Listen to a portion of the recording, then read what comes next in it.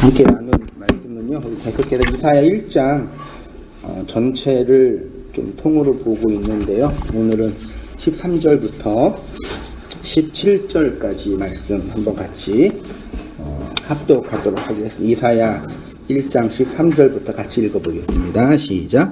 헛된 재물을 다시 가져오지 말라. 분향은 내가 가증히 여기는 바요. 월삭과 안식일과 대회로 모이는 것도 그러하니 성회와 아울러 악을 행하는 것을 내가 견디지 못하겠노라. 내 마음이 너희의 월삭과 정한 정기를 싫어하나니 그것이 내게 무거운 짐이라. 내가 지기에 곤비하였느니라. 너희가 손을 펼 때 내가 내 눈을 너희에게서 가리고 너희가 많이 기도할지라도 내가 듣지 아니하리니 이는 너희의 손에 피가 가득함이라. 너희는 스스로 씻으며 스스로 깨끗하게 하여 내 목전에서 너희 악을 행실을 버리며 악행을 그치고 선행을 배우며 정의를 구하며 학대받는 자를 도와주며 고아를 신하여 신원하며 가부를 위하여 변호하라 하셨느니라. 아멘. 오늘은 이사야 강의 5번째 시간으로요. 제목을 피가 가득한 손에 부어지는 하나님의 사랑이라는 제목으로요. 같이 말씀 상고하도록 합니다. 좀 옆으로 퍼져 있으니까 둥그랗게 이렇게 모여서 하는 것 같기도 한데 우리 한번 우리 처음 오신 분도 계시니까 한번 앞뒤 옆분에게 인사 한번 나눴으면 좋겠습니다. 안녕하세요. 반갑습니다. 원래 메리 크리스마스라고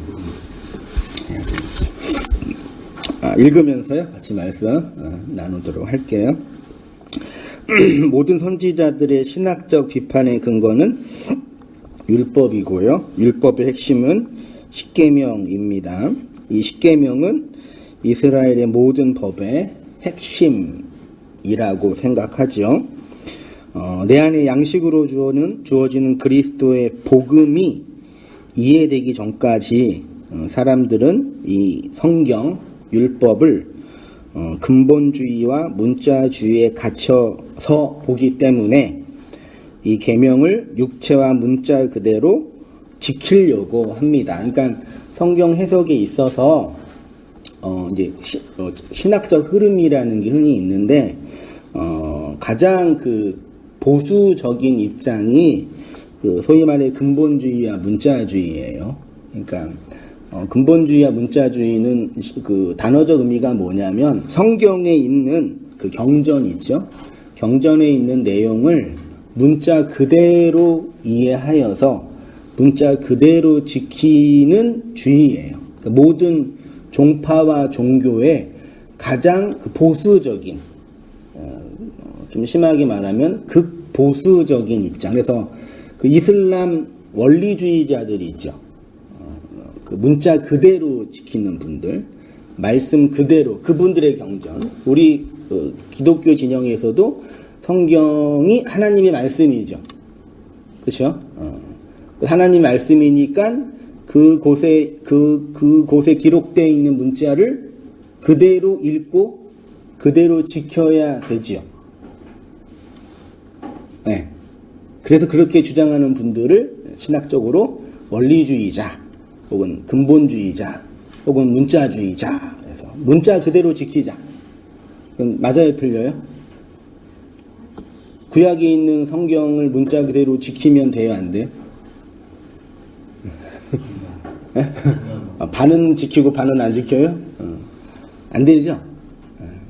그래서 이제 근본주의와 문자주의는 오류가 많죠. 근데 이 근본주의와 문자주의에도 양극단이 있어요.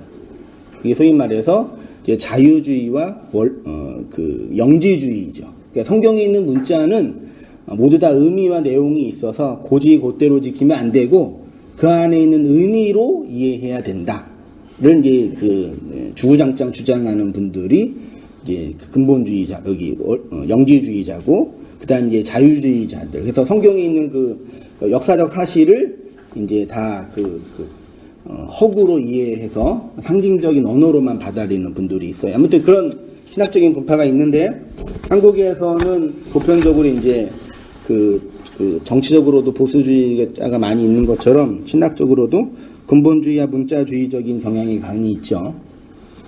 그래서 뭐 11조 그다음에 4, 5세계 이후에 그 상급론 등등등에 대한 이해를 문자적으로 지키는 거죠. 그러니까 이분들은 성경 해석이 필요 없어요. 문자 그대로 지키는 분들에게 필요 없죠. 그냥 문자 그대로 지키면 되니까. 살인하지 말라. 뭐 하면 돼요? 사람 안 죽이면 되죠. 동성연애자는 죽여라. 그럼 뭐 하면 돼요? 죽이면 되죠. 큰일 나죠? 그런 좀 경향이 있습니다.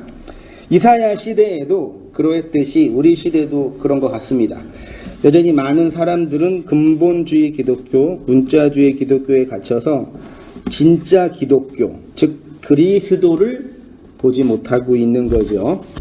이사야 당대의 종교는 우리가 알고 있는 유대교가 아니라 여호와의 종교라고 지칭해야 합니다.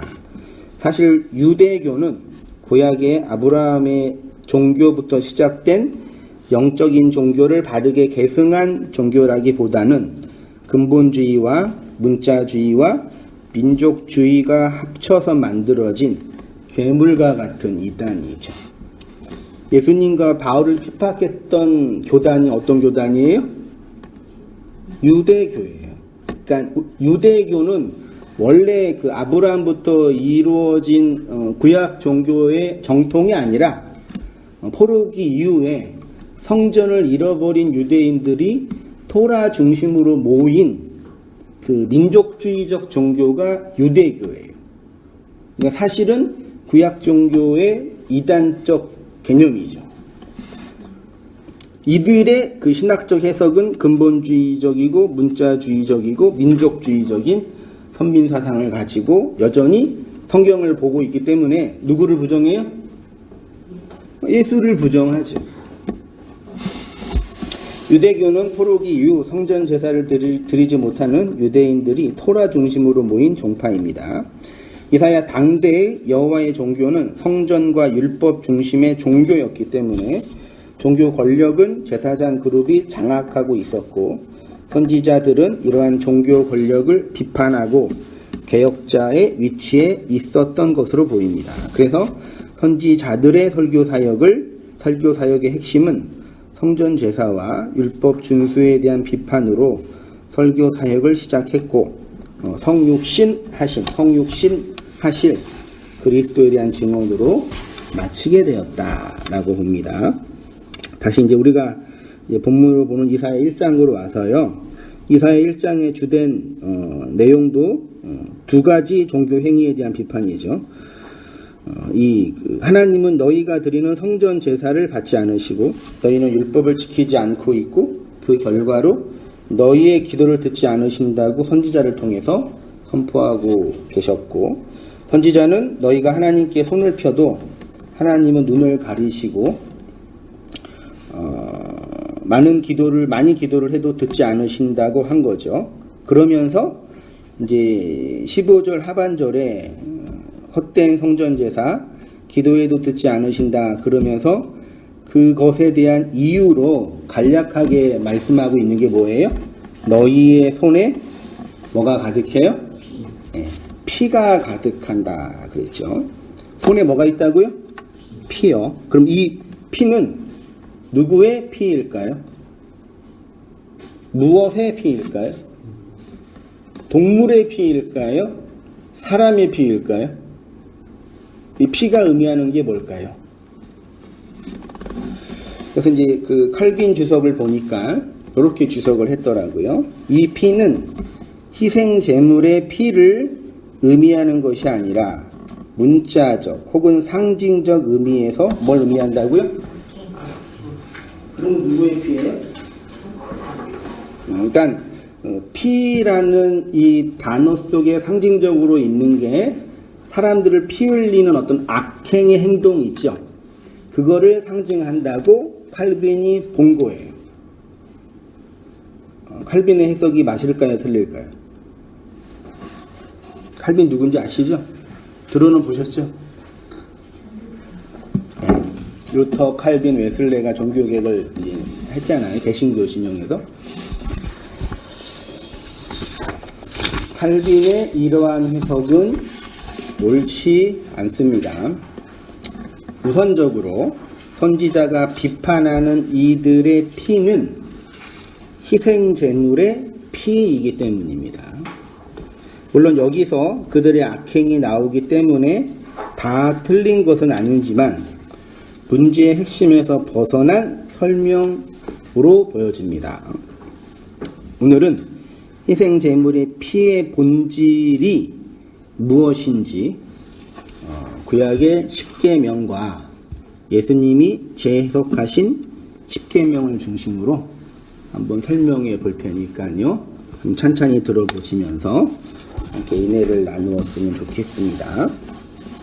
이사야가 탄핵하는 이스라엘의 죄는 살인, 간음, 도둑질, 거짓말, 네 가지 죄에 대한 비판이라고 지난주에 말씀드렸어요. 결국은 이거예요. 도둑질과 거짓말을 하나로 통합을 하면 세 가지 죄가 되겠죠. 그래서 이 세 가지 죄가 되고 이 세 가지 죄를 십계명의 첫 번째 세 계명. 첫 번째가 뭐예요? 나 외에는 다른 신을 내 앞에 두지 말라. 첫 번째 계명이죠. 두 번째 계명은 너희를 위하여 우상을 만들지 말라. 그러면서 뭐 하늘에 있는 것이나 땅에 있는 것이나 물속에 있는 것 등등 기억나시죠? 그리고 세 번째 계명을 내 이름을 망령되이 일컫지 말라. 요게 소위 말해서 앞에 세 계명이죠. 대신 계명을 인간의 측면에서 설명한 계명이 살인하지 말라, 간음하지 말라, 도둑질 혹은 거짓말하지 말라와 연결되어 그렇게 보여집니다. 그러니까 앞에 나 외에는 다른 신을 내게 두지 말라의 인간의 번역이 뭐라고요? 살인하지 말라. 너를 위하여 우상을 만들고 섬기지 말라의 인간의 이해의 번역이 간음하지 말라. 하나님의 이름을 망령되이 일컫지 말라의 인간적 번역이 거짓말, 도둑질하지 말라로 한번 보자 이 얘기예요. 소위 말해 대신계명 1에서 5계명은 인간이 알지도 못하고 지키지도 못합니다. 잘 들어보세요. 하나님이 누구인지도 모르는데 어떻게 하나님 외에 다른 신을 둘 수 있겠어요? 1계명이 뭐라고요? 나 외에는 다른 신을 내게 두지 말라 그랬잖아요. 그때 다른 신이 히브리어로 엘로힘이에요. 엘로힘은 구약에서 신들, 하나님 다 번역한 거거든요. 하나님 스스로 하나님은 엘로힘이라고 번역해 버렸으니까. 그럼 하나님 입장에서 다른 신이 있어요? 없어요? 말이 안 되죠. 하나님 입장에서 나 말고 다른 신은 없잖아요. 근데 인간들한테 뭐라 그래요? 이미 말 속에 다른 신을 두지 말라 그러는 거예요. 그 말은 무슨 뜻이에요? 다른 신이 있다는 얘기잖아요. 이건 말이 안 맞잖아요. 이해되시죠? 그러니까 여호와 하나님 말고 다른 바알이나 아세라나 얘네를 섬기지 말라가 아니죠. 사실은요. 하나님 입장에서는 나 말고 다른 신은 없는 거잖아요. 그렇잖아요. 그래서 어떻게 번역하면 되냐면 나를 다른 신으로 만들지 마 그런 뜻이에요. 사실은요. 하나님 입장에서 보면은요. 우리의 단편적인 이해에서는 하나님이라는 신이 있는데 그것도 웃기잖아요. 그럼 어떤 신이 진짜 하나님이에요? 그러니까 우리가 하나님을 하나님이라고 부른 신이 진짜 하나님이에요? 말이 되나? 우리가 인간이 하나님을 하나님이라고 부를 때 그 하나님이 진짜 그 하나님이에요? 역사 이 현상계 너머에 초월자가 계시잖아요. 믿으시죠? 믿을 것도 아니에요. 있잖아요. 우리가 감지하거나 인식하거나 분석할 수 없는 존재잖아요. 근데 우리는 그 존재를 그냥 신 혹은 하나님이라고 부르잖아요. 그럼 우리가 하나님, 신이라고 부르는 그 하나님이 진짜 그 하나님이냐고요? 아니지요. 그러니까 우리가 경험하고 인식한 하나님이죠. 인간의 모든 인식은 자기 경험 이상 넘을 수가 없어요. 절대로. 우리의 언어나 행동이나 의식은 자기가 경험한 것 이상 넘을 수가 없다니까요. 그래서 인생에서 성공하려면 뭘 많이 하라 그래, 흔히. 경험을 많이 하라 그러는 거예요. 왜? 경험을 많이 해야지 다른 세상을 보고 다른 세상을 봐야지 다른 사람과 경쟁해서 이길 수가 있으니까. 우리의 모든 인식은 경험 세계에 한정되어 있단 말이에요. 근데 신이라는 존재는 초월계에 계시는 분이잖아요. 말하자면요. 우리가 그분을 하나님이라고 불렀으면 그 하나님이 이해되시죠? 이거는 기본적인 전제. 그러니까 1계명 자체가 벌써 우리한테 우리가 지킬 수 없는 계명이라니까요. 자, 하나님이 나 외에는 다른 신을 내게 두지 마 그러는데 인간이 어떤 문제가 생겨요? 하나님이 누군지 모른단 말이에요. 이해되시나요? 하나님이 누군지 알아야지 다른 신을 섬기든지 만들지 할 거 아니에요. 그래서 1계명의 본질은 나를 니네가 생각하는 우상으로 만들지 마 그거예요. 근데 인간의 역사는 무슨 역사예요? 우상 만드는 역사예요. 모든 종교의 그 예배 프로그램은 우상 숭배 프로그램이에요, 사실은. 그래서 1계명부터 못 지켰네요? 그죠? 그 2계명 뭐예요? 우상을 만들지 말라 그랬죠? 3계명은 이름을 망령되게 일컫는 게 뭐예요? 망령이라는 단어가 뭐예요? 공부할게요. 한번 읽어보겠습니다. 하나님이 누구인지도 모르는데 어떻게 하나님 외에 다른 신을 둘 수 있겠습니까? 혹 다른 신이라는 개념이 있다고 하더라도 무지와 왜곡에서 나오는 신은 결국 내 욕망의 신이기 때문에 우상이 될 수밖에 없겠지요. 그러니까 인간이 부르는 하나님이란 이름은 모두 헛되이 부르는 신이 되는 거죠. 인간 동의하시나요? 간단한 예로 하나님이라는 신을 개신교에서는 하나님으로 표현하고 가톨릭에서는 하느님으로 표현하죠. 구약에서는 엘로힘 혹은 여호와 혹은 아도나이로 표현하고 신약에서는 데오스 혹은 키리오스라고 기록합니다. 그럼 어떤 신이 진짜 신의 하나님의 이름이에요? 개신교에서 부르는 하나님 진짜 하나님이죠?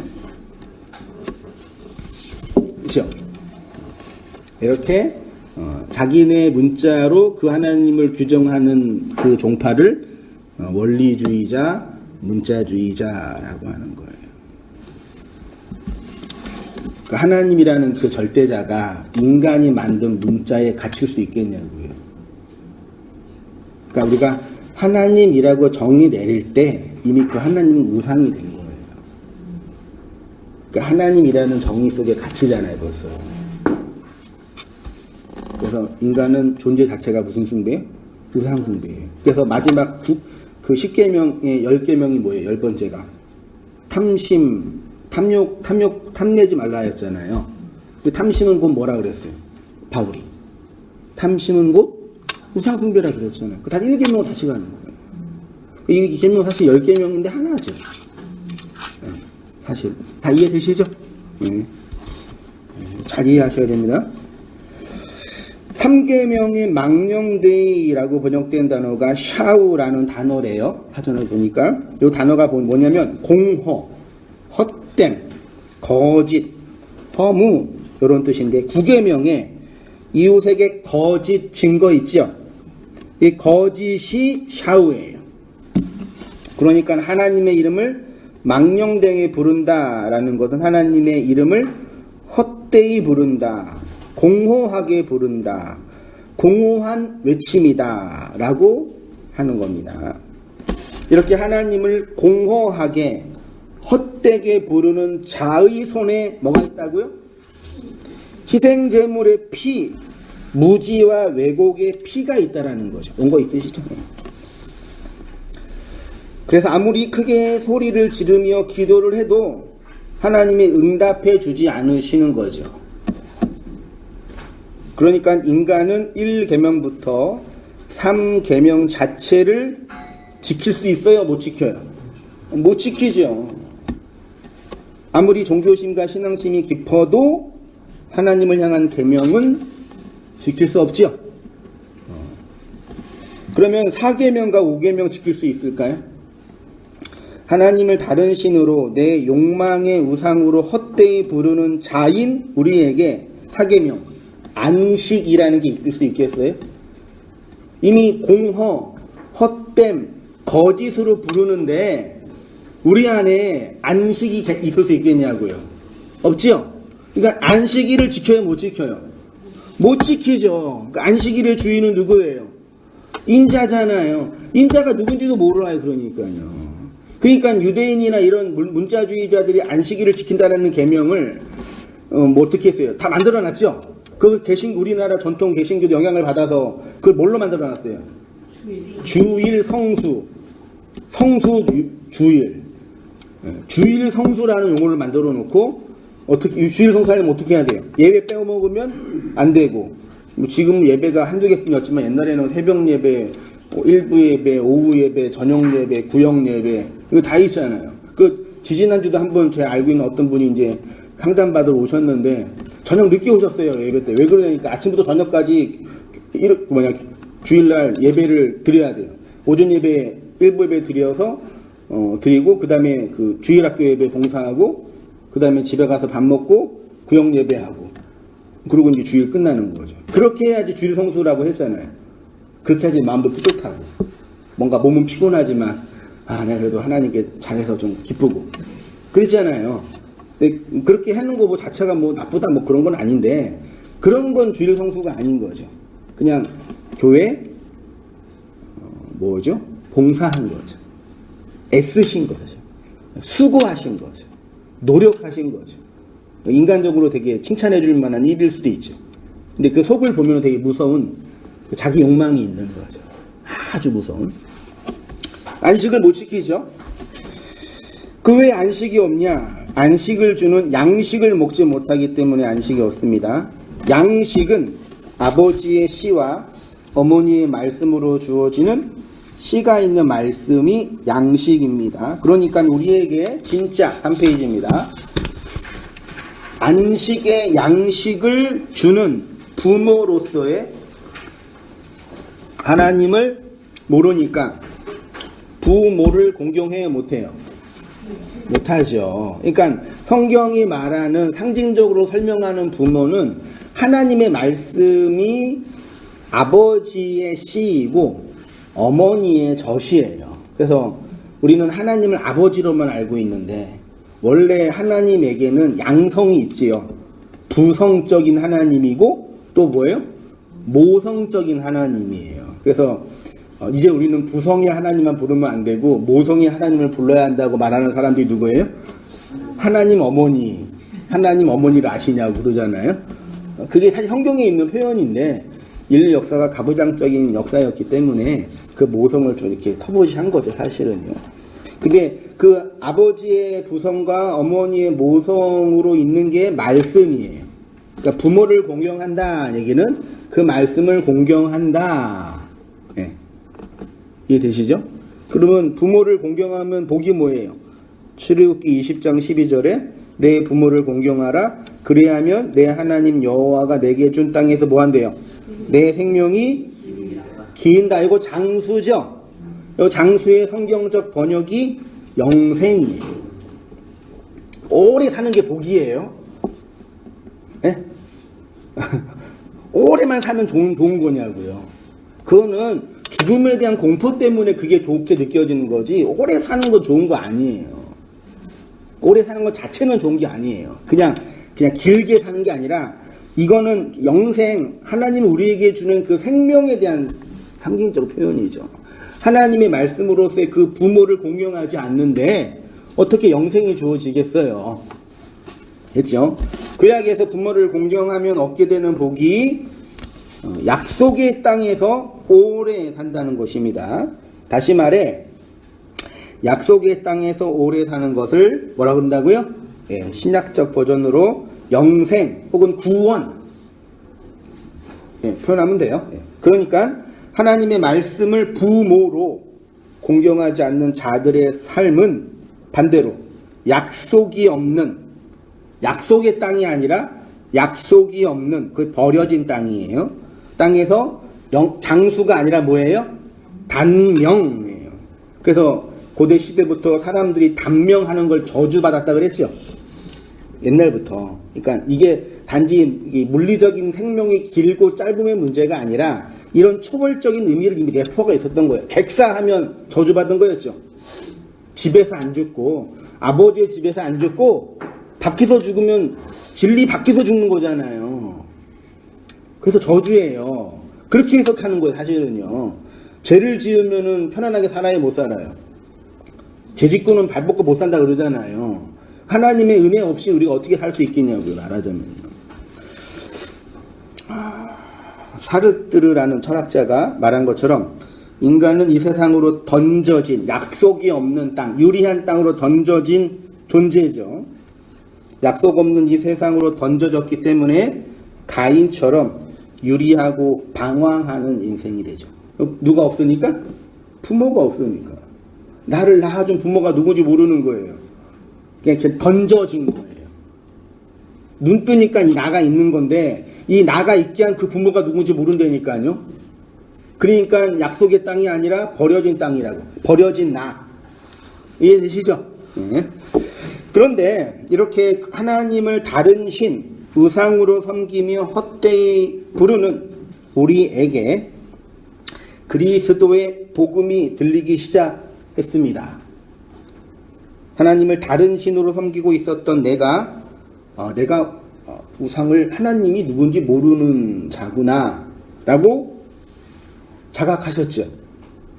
내가 지금까지 하나님이라고 믿어왔던 그 하나님은 내가 만들어낸 하나님 혹은 어떤 교단이 넣어준 세뇌된 하나님이다 라고 자각이 일어났죠. 혹은 자각이 아니더라도 그런 충돌이 일어났죠. 내 안에서 용과 짐승이 싸우는 그 아마겟돈 전쟁이 일어났잖아요. 일어나고 있잖아요. 그게 폭로되는 현실이에요. 하나님을 내가 이용하고 조종하고 하나님을 내가 잘 이용하고 조종하면 그 하나님께 뭐 얻을 수 있다라고 생각했죠. 믿음이 있으면, 헌신을 하면, 치성을 드리면, 조금 노력을 하면, 아니면 이런 적극적인 이용 방법이 아니더라도 이걸 안 하면 무서우니까. 실제로 그랬잖아요. 하나님의 이름을 헛되이 허무하게 부르고 있었던 것을 자각하게 됐죠. 내가 그동안 기도했던 모든 기도는 하나님 나라에 들어가지도 않고 그냥 나라 옆에 쓰레기장에 다 들어갔구나. 아주 유아적인 생각이라도. 내가 했던 기도는 다 뭐지 그동안? 그냥 내가 살려고 그냥 아둥바둥 한 거였구나. 를 자각하신 거잖아요. 그래서 이 복음을 깨닫는 분들의 증상 중에 하나가 그동안 이 두려움과 공포 혹은 더 나은 것을 얻기 위한 반작용을 했던 이런 행위들 있죠. 요것들을 이제 뭐죠? 못하는 거예요. 옛날에는 더 잘 되라고 헌금도 내고 혹은 무서워서 11조라도 냈는데 이젠 그게 아닌 걸 아니까 안 내게 되고, 옛날에는 일이 있어도 예배는 드리고 일을 했는데 지금은 그냥 뭐 이렇게 시간 대고만 보고. 그러니까 이런 어떤 이 물리적인 작은 변화가 있었잖아요. 근데 사실 그런 변화는 아무것도 아니에요. 그건 그냥 옛날의 그 관성과 관습에서 조금 벗어난 어떤 형식적인 변화, 복음적인 변화가 아니라니까요. 착각하면 안 돼요. 그런 하고 안 하고의 변화는 본질의 변화가 아니에요. 제발 이걸 유념하세요. 물리적인 기도를 하고 안 하고 헌금을 내고 안 내고 봉사를 이런 어떤 변화는 어떤 영적인 변화에서 어떤 진행의 과정에서 있을 수 있는데 그거 자체는 좋은 것도 아니고 나쁜 것도 아니라니까요.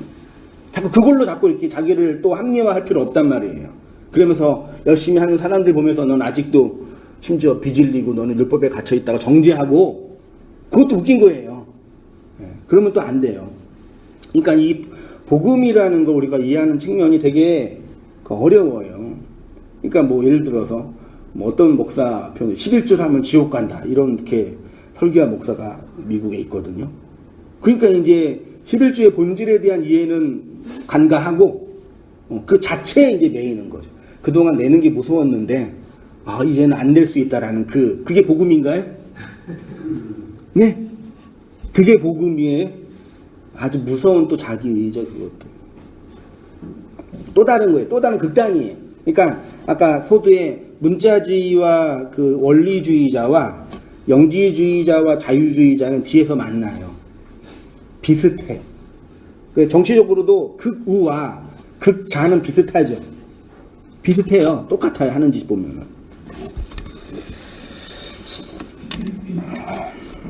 그렇게 들렸습니다. 그러니 이런 인생에게 안식이 있을 수 없었죠. 안식일을 지킬 수도 없고 아버지와 어머니, 즉 말씀의 씨와 말씀의 양식으로 오신 하나님을 부모로 공경할 수 없는 폐류나 말씀을 부정하는 자라고 폭로당하게 되는 거죠. 이러한 우리의 내적인 죄가 밖으로 나타나는 모습이 악행이에요.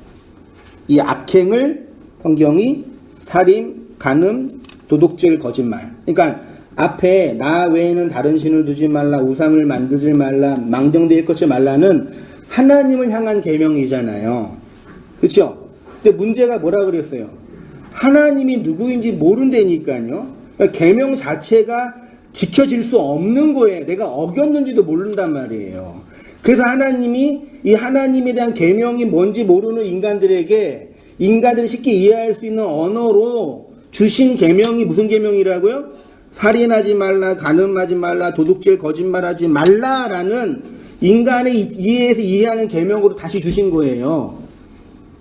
이거 되셨죠? 근데 인간들도 이걸 어떻게 이해해요? 살인, 사람을 죽이는 걸로. 살인했어요, 안 했어요? 안 했잖아요. 그러면 첫 번째 계명을 지키신 거네요. 간음 했어요, 안 했어요? 안 했잖아요. 그러면 두 번째 계명도 지킨 거네요. 도둑질 했어요, 안 했어요? 어렸을 때 했던 거 같는데 회개했어요. 안 했잖아요. 그러면 세 번째 계명도 지킨 거잖아요. 요렇게 생각했던 사람들이 유대인이었어요. 그러니까 유대인은 물리적으로 예수님 당대의 그런 종교인들을 상징하는 게 아니라 예수님의 성육신을 받고 있는 우리의 모습이에요, 사실은요. 그런데 사람들은 여전히 살인하고 간음하며 도둑질하고 거짓말하며 살고 있는데 자신들은 이런 죄를 짓지 않고 있다고 스스로 대견하게 생각하고 있지요. 그래서 그들은 그리스도가 보이지 않는 것이고 그리스도의 말씀이 들리지 않는 것이며 그리스도의 교회로 거듭나지 못하는 것입니다. 그래서 예수님이 여전히 율법을 문자와 행위로 지킨다고 착각하는 자들을 향해서, 예수님 당대에는 누구한테요? 유대인들을 향해서, 지금 누구한테요? 우리들에게 오셔서 성육신하신 말씀으로 오셔서 너희가 이 계명을 못 지키고 있다고 폭로하시는 거예요. 그게 예수님이 이 땅에 오셔서 행하신 것들을 설명한 복음서에 기록되어 있는 거예요. 마태복음 5장과 6장과 7장이 소위 말해 뭐예요? 산상수훈이라 그러죠. 이거 제가 개척하고 제일 먼저 성경 강의를 해야 되는데 뭘 할까 고민하다가 맨 먼저 한 게 이제 한국교회 왜곡된 신학에 대한 비판을 한 17가지 강자로 표현했어요. 그래서 이제 예배의식, 헌금, 목사직, 교회 구조, 이런 거를 신학적으로 비판을 하고, 그 다음에 그러면 성경에서 제일 뭐 먼저 설명하면 좋을까 하는데, 복음서를 먼저 해야 되잖아요. 근데 복음서가 양이 길어요, 짧아요? 복음서를 제대로 강론을 하려면 엄청난 그 신학적인 분량과 노력이 필요한데 감당이 안 돼가지고 복음서에서 중요한 게 그 산상수훈이라고 하니까 한번 공부하자. 그래서 공부를 해놓은 게 한 80강인가 90강 있어요. 지금 생각해보면 충분하지 않는 강의이지만 거기에 있던 부분이 한 3년 전에부터 했었으니까요. 기회 되시면 보시고, 또 여타 다른 목사님들이 강론하신 좋은 그 설교와 책들이 있으니까 그것도 보시면 좋겠고, 제가 간단하게 그 5장에 있는 내용을 그냥 그 좀 러프하게 넓게 한번 총론만 잡은 거예요. 그 예수님이 이 땅에 오셔서, 그러니까 구약에 10계명 5계명 있죠. 10계명 있죠. 앞에 5개는 흔히 말해서 대신이라고 우리가 하잖아요. 근데 10계명 앞에 5개는 그 모세에게 하나님이 설명을 했어요, 안 했어요? 그래서 10계명 보면은요, 다 설명이 있어요, 없어요? 5계명까지는 다 부연 설명이 있거든요. 근데 6계명부터는 부연 설명이 없어요. 왜 안 했을까요? 그거를 누가 하시는 거예요? 예수님이 하신 거예요. 원래는 5개만 하면 되는데 요거를 예수님이 다시 하신, 그래서 그게 여기 나오는 거예요. 산상수훈에 5장 21절 보세요.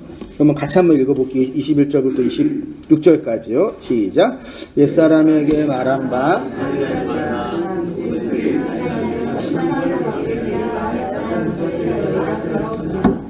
너희에게 이르노니 형제에게 노하는 자마다 심판을 받게 되고, 형제를 대하여 라가라 하는 자는 공회에 잡혀가게 되고, 미련한 놈이라 하는 자는 지옥불에 들어가게 되리라. 그러므로 예물을 제단에 드리려다가 거기서 내 형제에게 원망 들을 만한 일이 있는 것이 생각나거든 예물을 제단 앞에 두고 먼저 가서 형제와 화목하고 그 후에 와서 예물을 드리라. 너를 고발하는 자와 함께 길에 있을 때 급히 사화하라. 그 고발하는 자가 너를 재판관에게 내어주고 재판관이 옥리에게 내어주어 옥에 가둘까 염려하라. 진실로 내게 이르노니 내가 한 푼이라도 남김없이 다 갚기 전에는 결코 거기서 나오지 못하리라. 이게 이제 소위 말해 살인에 관한 계명에 대한 예수님의 재해석이거든요.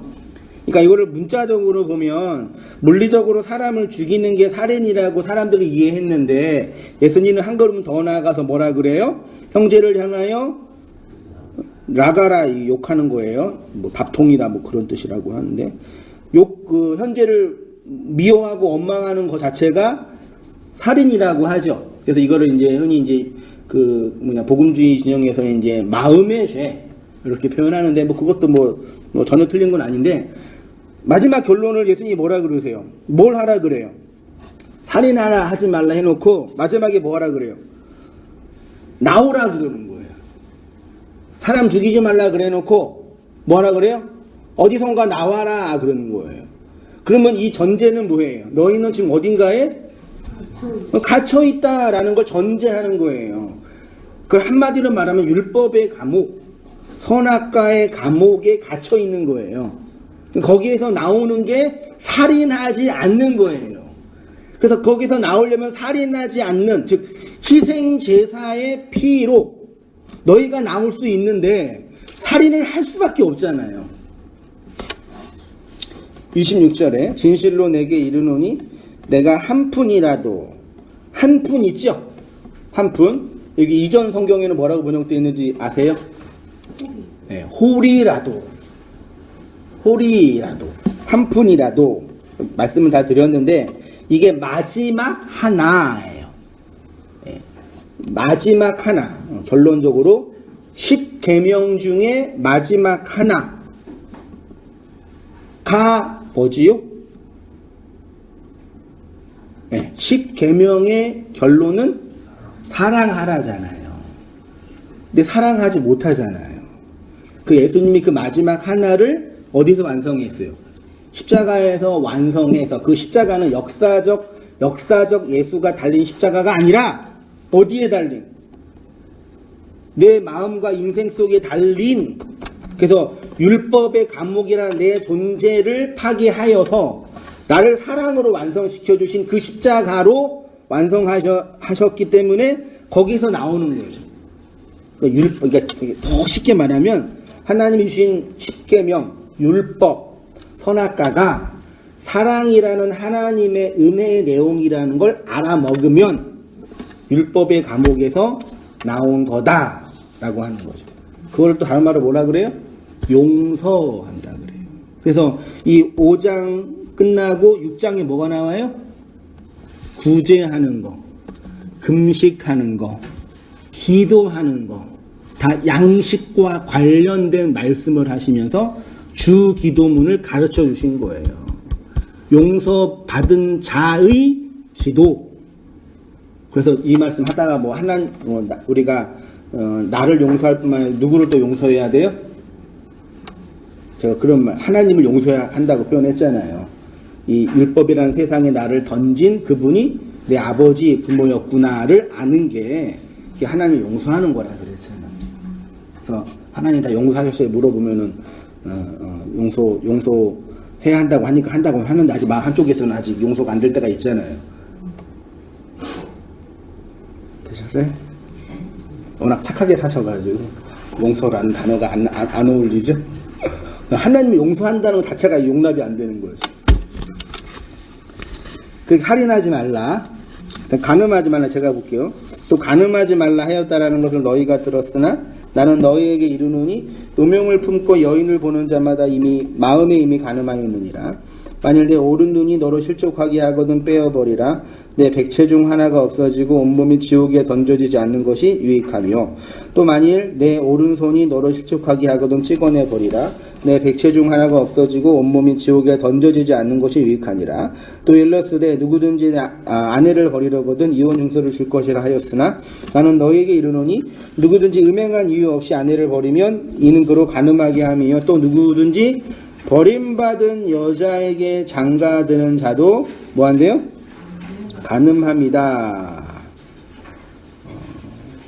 뒤에 설명할게요. 그 다음에 이제 예수님은 맹세와 관련된 말씀을 하시는데, 제가 아까 서두에 도둑질과 거짓말을 하나로 통합한다고 했잖아요. 그거를 맹세한다와 관련되니까 도둑질하는 거랑 거짓말하는 건 같은 거예요, 사실은요. 그 사람의 영혼을 도둑질하는 걸 거짓말하는 거라 그러거든요. 거짓 증거하면 도둑질하는 거라고 표현하거든요. 하나님을 도둑질하는 거, 하나님을 거짓으로 증언하는 거, 그게 도둑질하는 거라고 표현하는 거거든요. 같은 걸로 본 거고, 예수님은 맹세하는 거라고 표현했어요.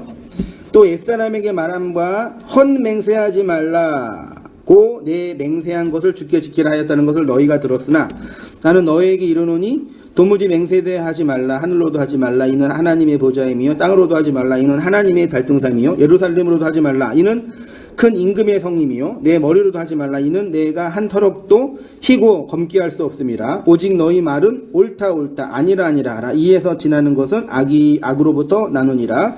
또 눈은 눈으로 이는 이로 갚으라 하였다는 것을 너희가 들었으나 나는 너희에게 이르노니 악한 자를 대적하지 말라. 누구든지 내 오른편 뺨을 치거든 왼편도 돌려대며, 또 너를 고발하여 속옷을 가지고자 하는 자에게 겉옷까지도 가지게 하며, 또 누구든지 너를 억지로 오리를 가게 하거든 그 사람과 심리를 동행하고, 내게 구하는 자에게 주며 내게 꾸고자 하는 자에게 거절하지 말라. 여기 거짓맹세, 구약에서는 도둑질과 거짓말과 관련된 규범인데, 마지막에 뭐 하라 그래요?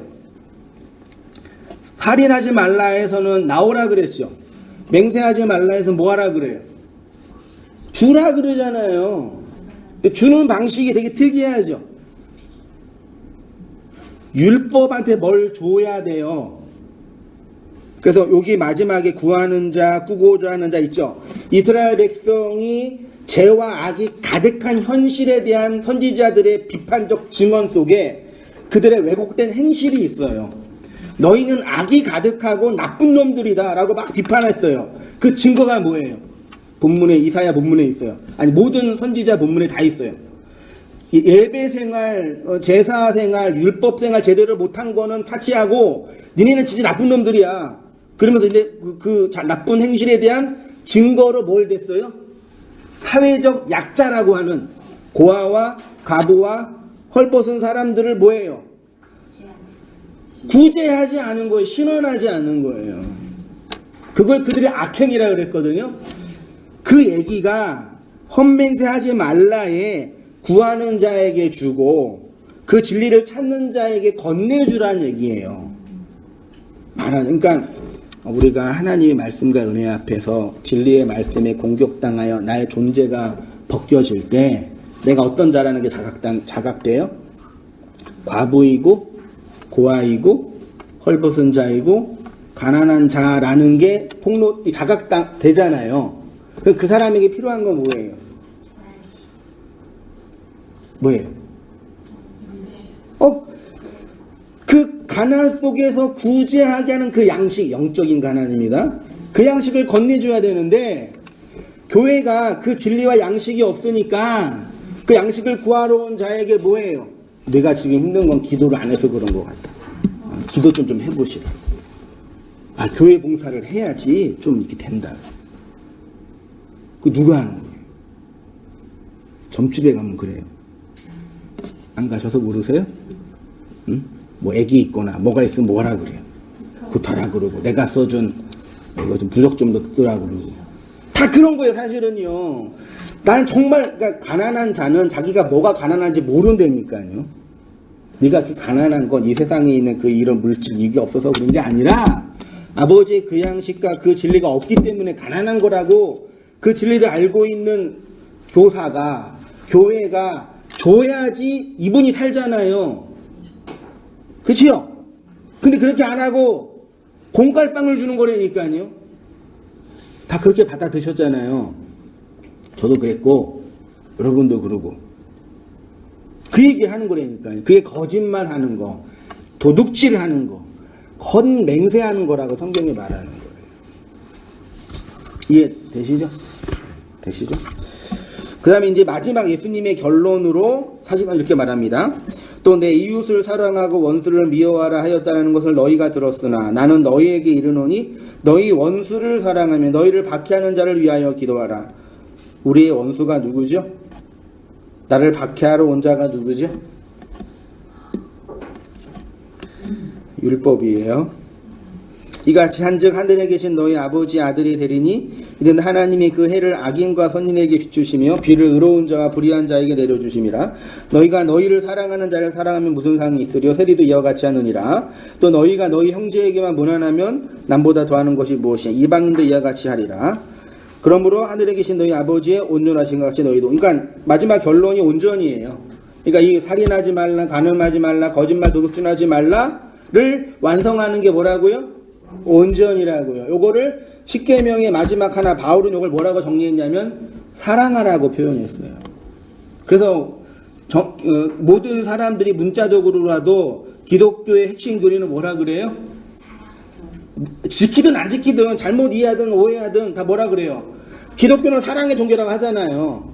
그게 뭔지는 몰라도 일단 그 사랑이 뭔지는 다른 정의를 하더라도 일단 문자적으로 기독교는 무슨 종교? 말은 똑바로 하고 있는 거예요.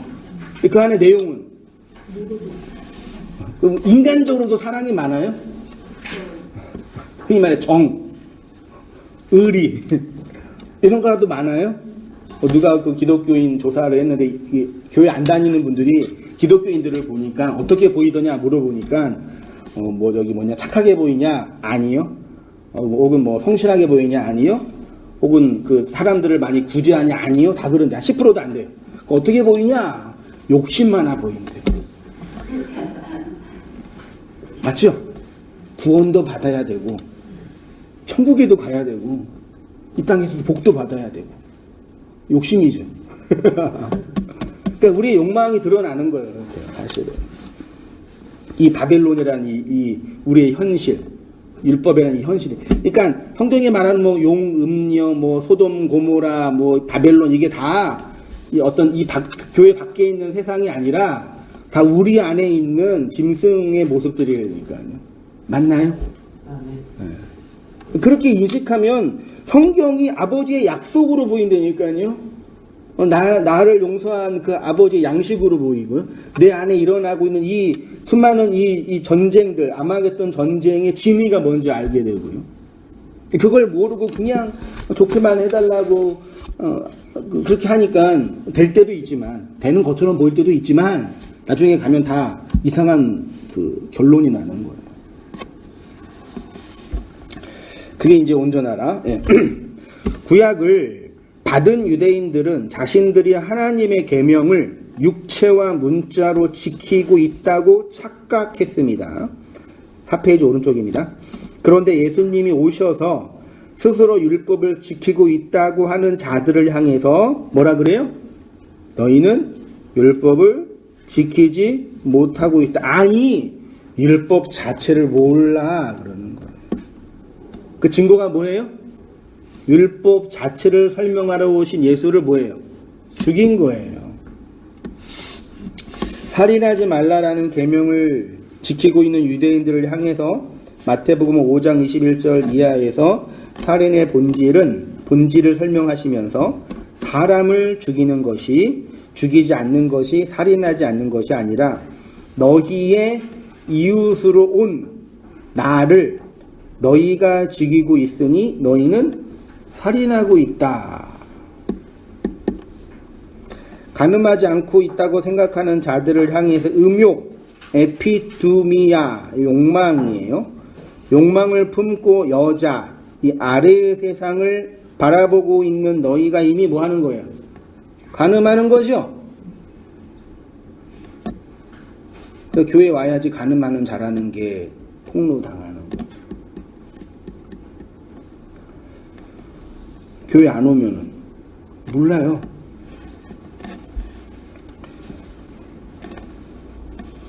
너희는 그렇게 이 세상으로부터 버려진 여자인데 내가 이렇게 버려진 너희에게 장가들러 온 가늠하는 자라고 하시면서 스스로 당신을 복음으로 설명하시는 거죠. 가늠하는 여자. 가늠하는 여자가 여자인 세상을 욕망하면 그게 뭐예요? 동성연애죠. 여자인 우리가 여자인 세상을 욕망하면 동성연애잖아요. 여자인 우리가 누구를 욕망해야 돼요? 남자인 그리스도를 욕망해야죠. 이어서 예수님은 참된 것을 말하고 있다고 생각하는 자들을 향해서 거짓말, 거짓 맹세하고 있다고 하십니다. 거짓 맹세와 거짓말은 복음을 전하는 것과 관련되어 있습니다. 율법 아래 살고 있는 너희 형제들이 아버지의 진리를 구할 때 구하죠?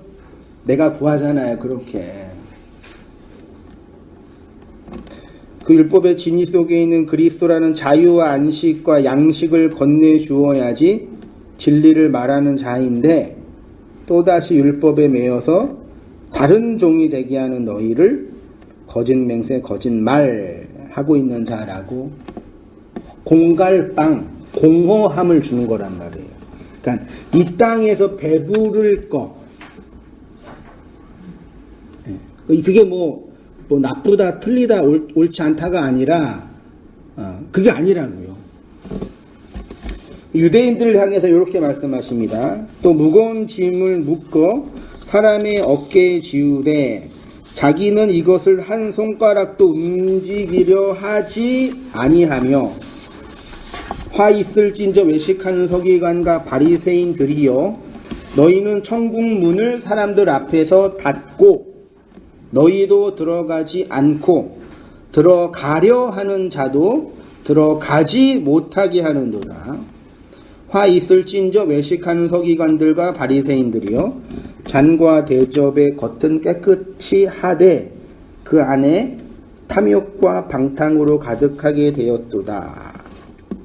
거짓말하는 자들이 뭐냐면요, 스스로 무거운 짐을 짊어지게 하는 거예요. 하나님을 다른 신으로 섬기고 형상으로 만들고 헛되이 맹세하며 하나님이 없이 말씀을 주신 하나님을, 안식이 없이 말씀을 주신 하나님을 부모로 공경하지 못한 인생들의 모습이 살인하고 있으며 간음하고 있으며 도둑질하고 있으며 거짓말하며 살아가고 있는 거죠. 이 모든 것의 근원을 뭐라 그런다고요? 탐심, 욕망, 에피두미아, 선악과 먹을 마음. 이 탐심을 어떻게 하신다고요? 없애주신다가 아니라 사랑으로 덮어주신다.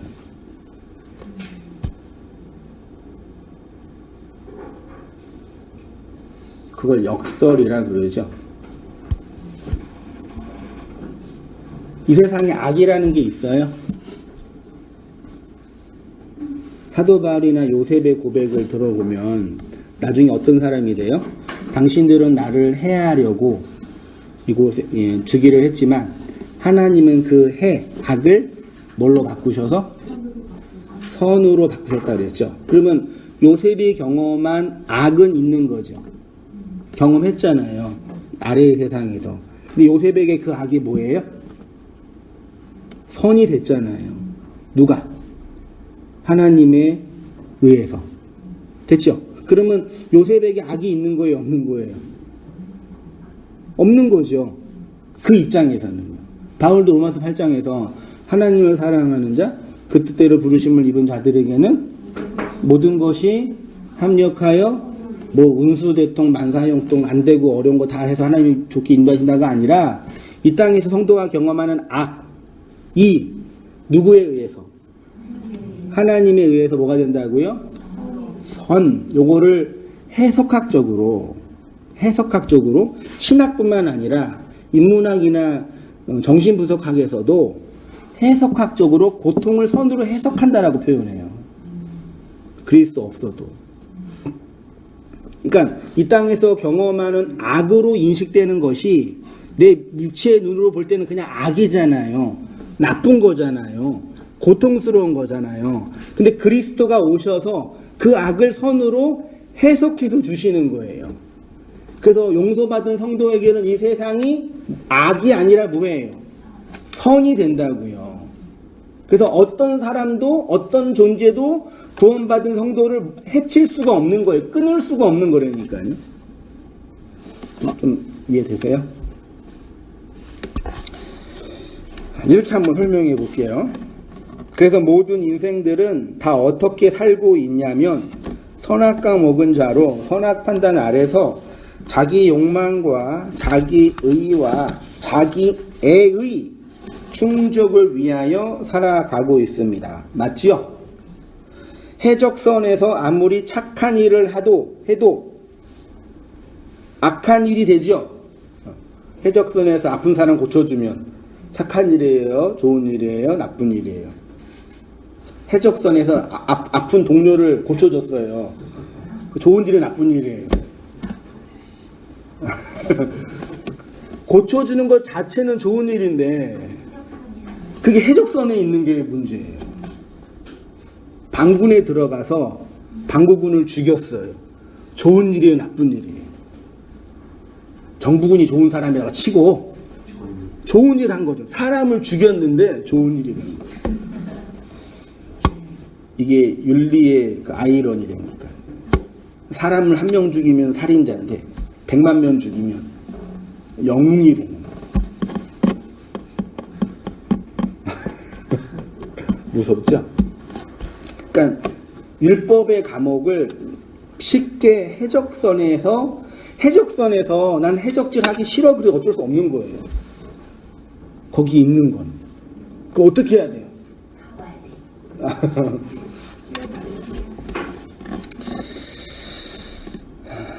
인간들의 모든 공적과 의의는 해적선에서 착하고 바르게 사는 것과 같이 허무하고 헛된 일이 되고, 그래서 모든 인생의 결론은 뭐예요? 공허, 헛됨 이잖아요. 헛되고 헛되니 모든 것이 헛되도다. 다 결론 났잖아요. 중요한 것은 해적선에서 나오는 것이겠죠. 이것을 예수님은 율법의 감옥에서 나온다. 계시록에 가면 뭐가 무너졌어요? 바벨론이 무너졌잖아요. 그래서 그 하나님 뭐라 그래요? 내 백성아 거기에서 나오라 그러는 거예요. 바벨론이라는 그 바벨론이 예루살렘입니다. 소돔과 고모라고. 그리스도가 죽은 그 현실이 이 성전 밖의 이 세상이라니까요. 그래서 우리에게 그리스도의 피가 필연적으로 필요한 것입니다. 그런데 자신이 잡아 죽인 짐승의 피가 그리스도의 피를 예표한다는 것을 모르니까 살인하고 간음하고 도둑질하고 거짓말하고 있는 자라고 정죄하는 거죠. 그래서 예수가 마지막 하나 역사 속에서 죽고 영으로 부활하여 그리스도로 누구에게? 우리 각자에게 영으로 성령으로 오셔서 그리스도가 완성하신 율법의 진의를 담게 하는 거죠. 그거를 깨달았다, 용서했다, 혹은 시인했다, 알았다, 그렇게 표현하는 거예요.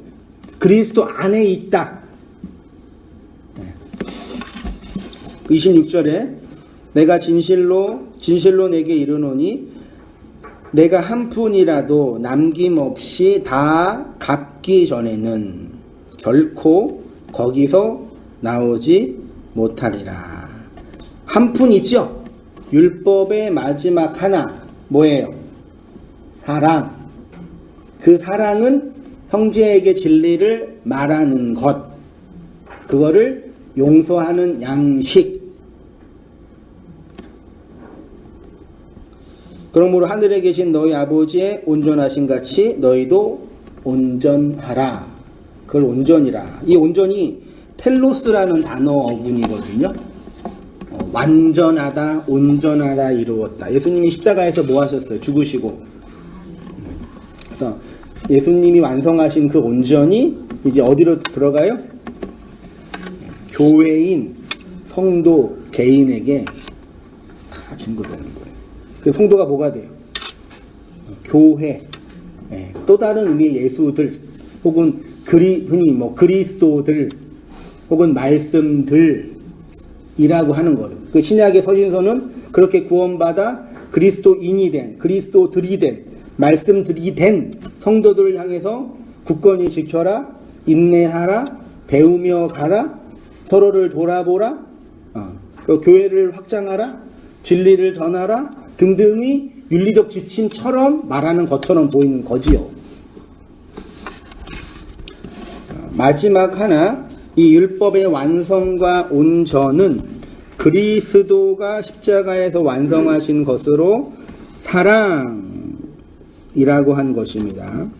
예수가 이 율법의 감옥, 해적선에서 나오라고 해적선의 선장으로, 예수님이 세상 임금으로 죽으신 거예요. 옛뱀으로 죽으신 거잖아요. 해적질하고 있는 해적의 왕으로, 야, 해적선 이제 끝났어 그러는 거예요. 증거는 뭐예요? 예수가 그 뱀으로 죽었잖아요. 악으로. 이게 되시나? 이 세상에 해적선이라는 존재가 없어진 거예요. 예수님의 죽음으로. 그 십자가의 죽음이고, 이 십자가가 아버지의 온전이 드러난 사건입니다. 그래서 예수님이 십자가에서 죽으실 때 뭐 한다 그러셨어요? 다 이루었다. 다 이루신 것을 온전이라고 합니다. 하나님의 온전을 예수 그리스도의 의라고 하고, 이 의를 해적선에서 해적질하고 있는 우리가 받을 때 사랑이라고 하는 거죠. 또 칭의라고도 하고요, 교리적으로. 그러나 여전히 우리의 육체는 해적선 안의 해적으로 있지요. 이미 예수님이 죽으셨는데 아직 그 죽음이 다 완성되지 않았다는 얘기 아니라 여전히 우리는 육체를 가지고 있잖아요. 육체 안에서, 육체를 통해서. 여전히 우리의 육체는 해적선 안의 해적으로 있습니다. 그런데 그 증표를 받은 자는 정부군이 해적선을 접수할 때 의로운 자로 인정해 둔다는 표식이겠죠. 그래서 사랑이라고 하는 겁니다. 그러면 하나님이 이 세상을 직면하실 때, 역사적, 우주적 종말하실 때 우리 안에 어떤 표식이 있는 거예요? 네, 그 그리스도라는 용서, 사랑의 표식이 있는 거잖아요. 그 종말론적인 완성을 현재에서 누리며 사는 거죠.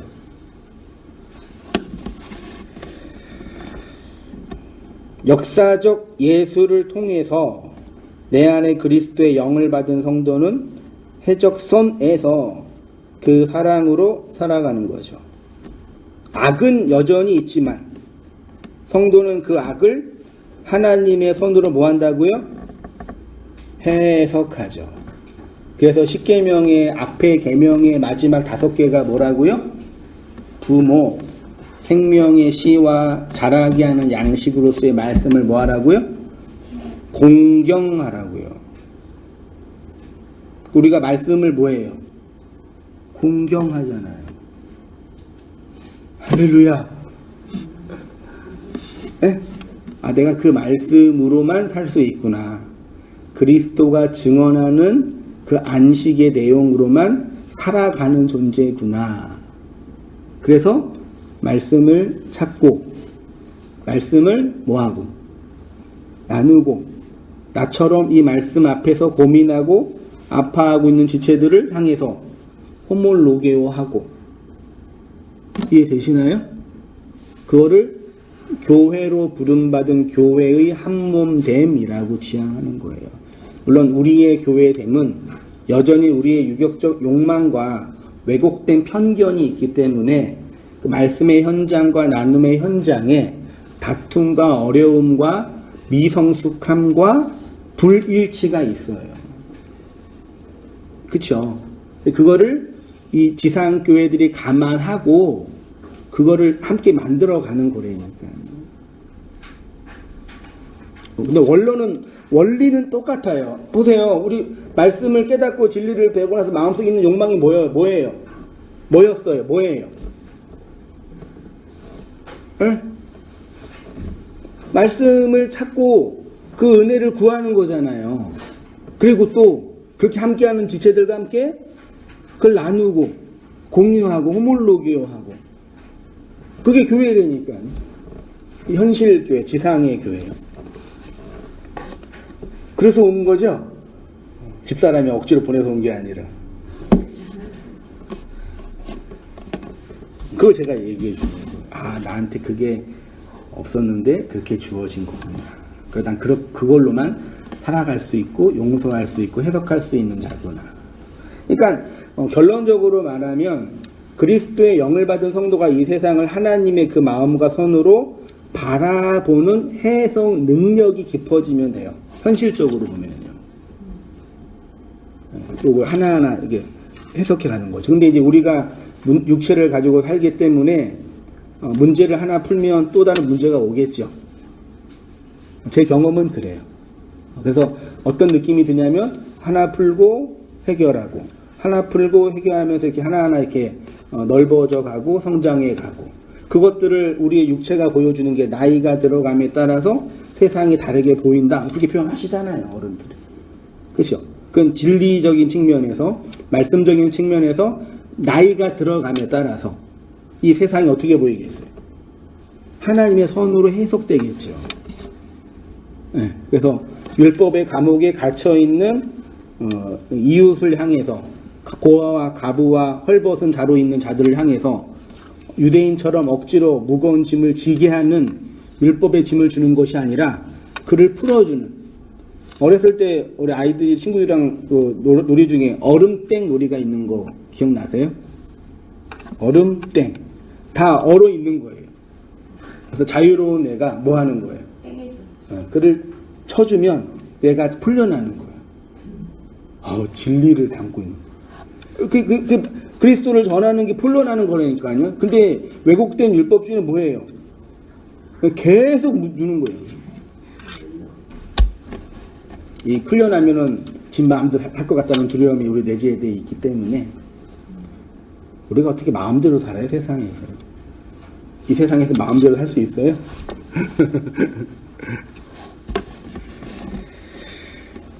그러면 사랑하는 자는 역사 속에서 어떻게 살아가게 되냐? 그렇게 선교 사역에 열정적이었던 사도 바울이 마지막 결론을 이렇게 냅니다.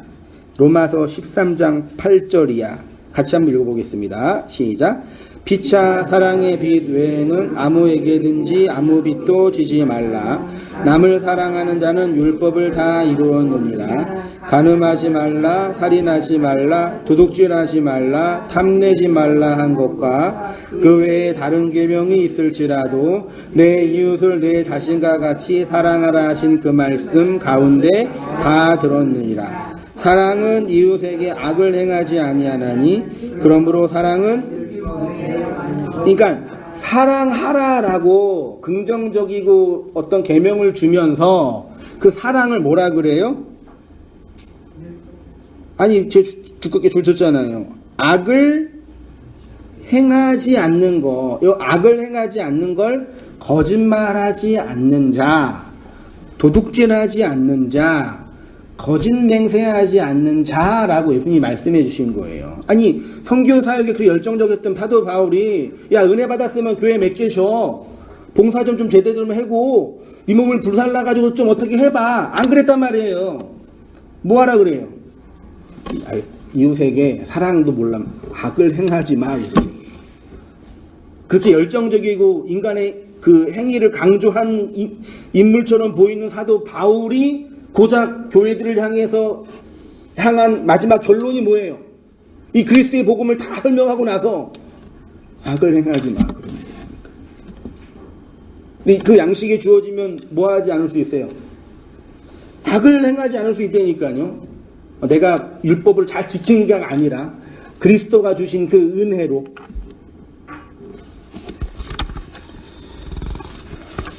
그렇게 사랑으로 살아가는 우리 모든 삶이 되었으면 진짜 정말로 좋겠습니다. 네, 기도할게요.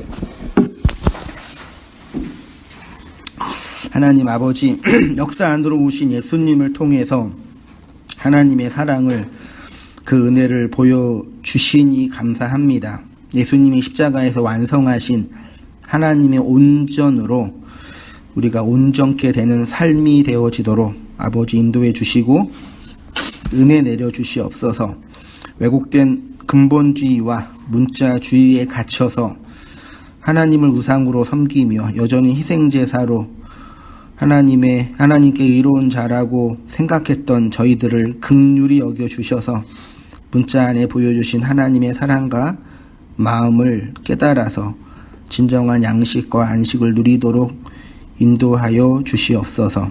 하나님의 이름을 헛되이 부르는 자, 이웃에 대하여 거짓 증거하는 죄와 악에서 우리를 거듭나게 하셔서 생명의 씨로 오신 그리스도의 말씀으로 살아가게 하시길 원하시는 주님의 마음을 담고 그 하나님의 열심과 이끄심 아래 순종하며 그리스도가 보여주신 온전과 그 사랑의 내용을 품고 살아가는 우리들의 모든 삶이 되도록 아버지 인도하여 주시옵소서.